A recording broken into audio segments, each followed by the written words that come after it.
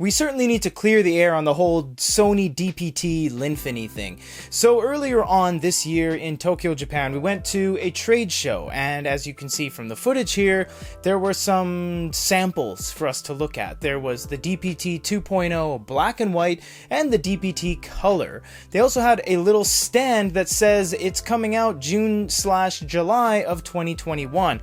Well, now we're into August, and where's the DPT? First, to give you a little bit of info on how these big OEM companies work, let's go to the chalkboard. So an OEM is an original equipment manufacturer, meaning they make things for other companies to buy, basically. So some examples are Netronics out of Taiwan. They are making hardware for MobiScribe and KingJim in Japan.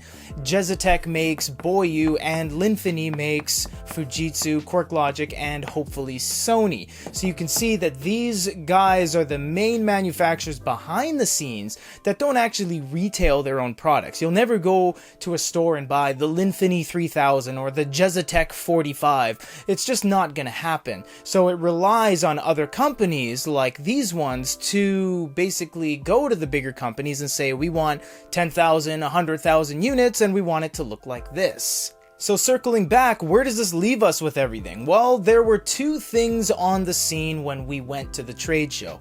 There was the DPT 2.0 black and white pair, 10.3 and 13.3 respectively, and there was the color DPT as well. Who picked up what? Well, so far Fujitsu has officially picked up the black and white. QuarkLogic is working on picking up the black and white as well, although we don't know if they're picking up the 10.3, probably just more than likely the 13.3. As we have been in talks with Linfini, E-Ink, and Sony, we cannot confirm that they are grabbing the DPT 2.0 just yet. Now, a lot of people think Sony's down and out. Well, they're not down and out. They've actually been making e-paper products for 17 years. And despite what people think, their reader store is still alive and well to this very day, and they do still make e-paper products. They do have 2 smartwatches and an HUIS smart remote. And you can still buy the old PRS stuff or the DPT stuff and all the accessories and cases along with it from their vendors like us, Goody Reader Japan. Now, some other things have come to our attention, that the summer release date for the 2021 Sony DPT was not the Sony DPT itself. This was that the color shell is now ready for these big companies to come in and grab it.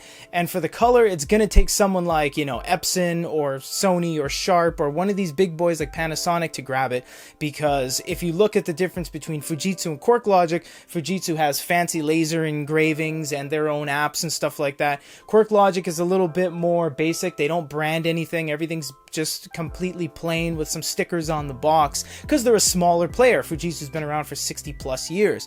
So who is going to grab the color? We do not know at this point, but this is the latest update with what's going on with Linfini and these unknown Sony shells. So for GoodyReader.com, this is Peter.